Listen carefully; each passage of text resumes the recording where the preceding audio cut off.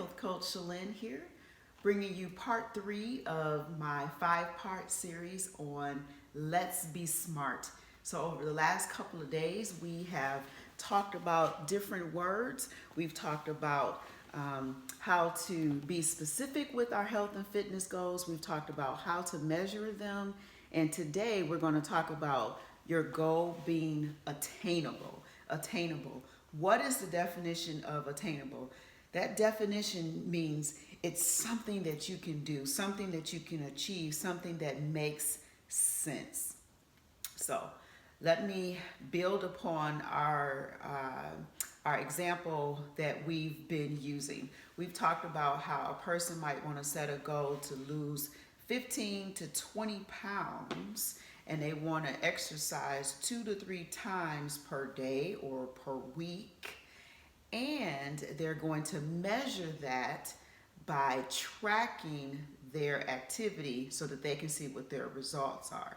Now, if a person was to say at the end of all of that, I want to lose 15 to 20 pounds and exercise 2 to 3 times per day or per week so that I can become a size 0, that's not attainable. The reason why that's not attainable is because being a size 0 is not something that you can maintain, and it's not something that you can consistently do on an ongoing basis. So you want to make sure that it's something that you can, that your health and fitness goals is something that you can continue on, that makes sense, and that's something that's sensible. So how do you decide what's attainable for you?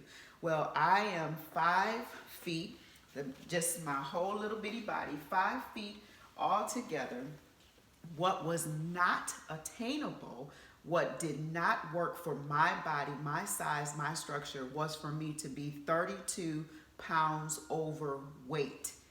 That was not attainable. That was not something that was healthy, nor was it for me to get all the way down to size 0, as I just mentioned. So how do you once again determine what is going to work best for you? Well, the health and fitness industry has quite a few different measuring rods. Some people use the BMI chart as their measuring rod, which stands for body mass index. The only thing with that chart is that it does not necessarily take into account your muscle and how much muscle really that you have all over, and so it kind of can screw up the numbers just a little bit. But that is a great way to find out what's attainable for you.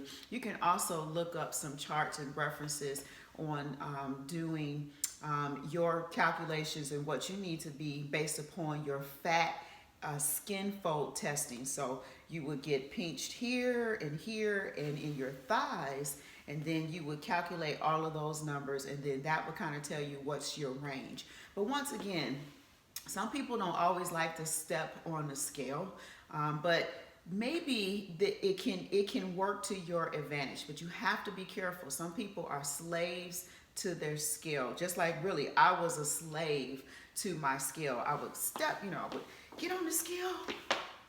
Oh my gosh, it says I'm 6 pounds heavier.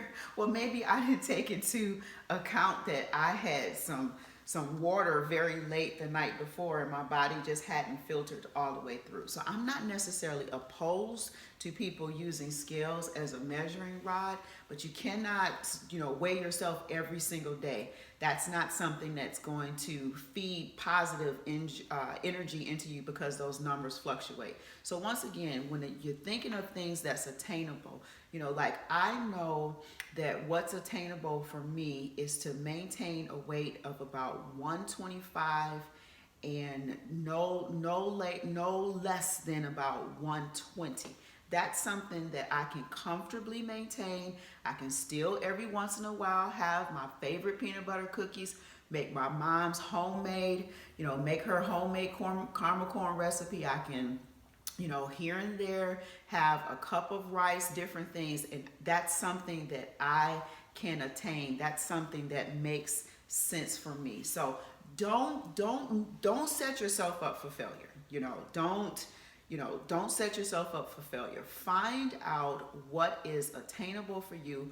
find out what will work best for you. And if you need help with that, contact me. My email address is livewell@healthcoachshalynn.com, and that's spelled SHALYNNE. livewell@healthcoachshalynn.com, and I can draw you up an analysis. It won't cost you any more than about $25, and there's some questions that I need to ask and different things that we would need to do, and I can help you figure out what is attainable for you, your body height, your structure.